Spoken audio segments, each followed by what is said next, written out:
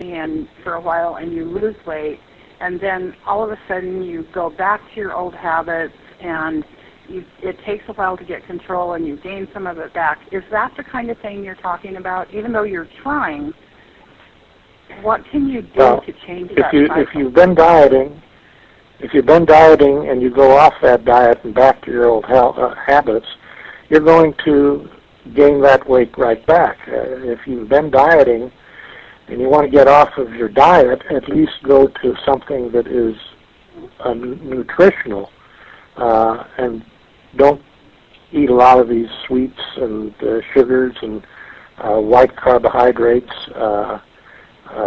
If you go to a diet that's whole grain, lean meats, lots of vegetables and fruits, you probably won't gain that weight back, and especially if you keep up with your exercise program.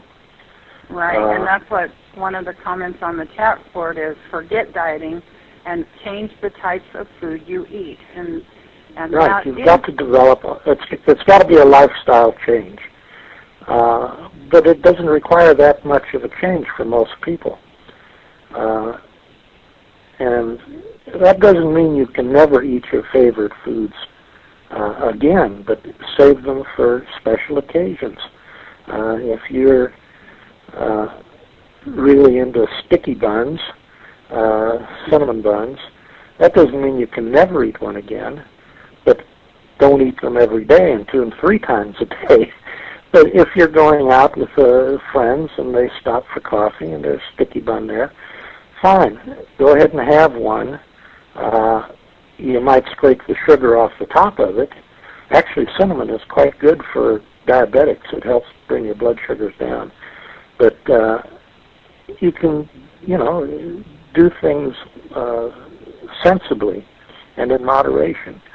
And that doesn't mean you have to give it up forever. Just don't make it the bulk of what you eat every day.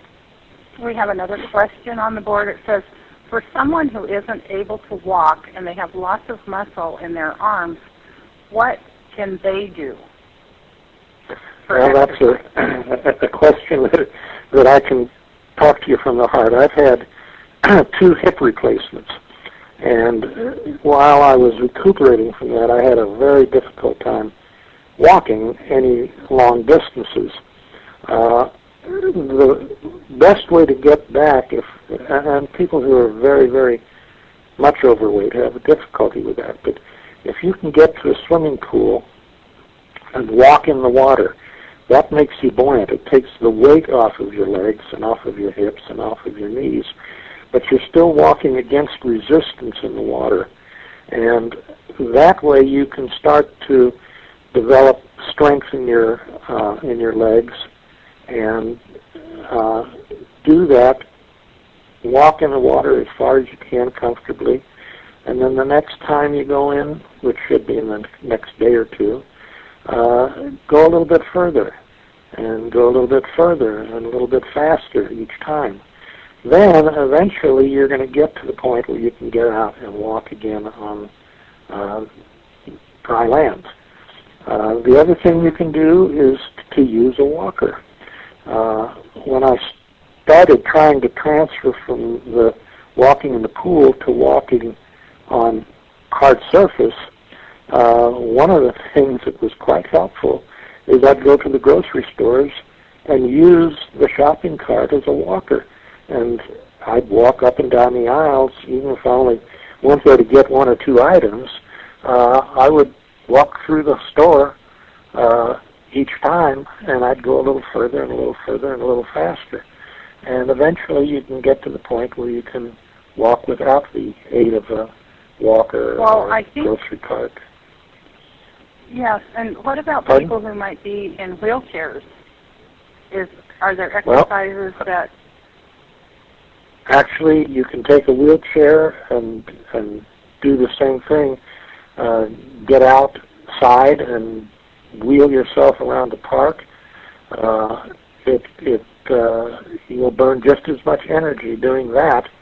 And each day you wheel a little further and you wheel a little faster.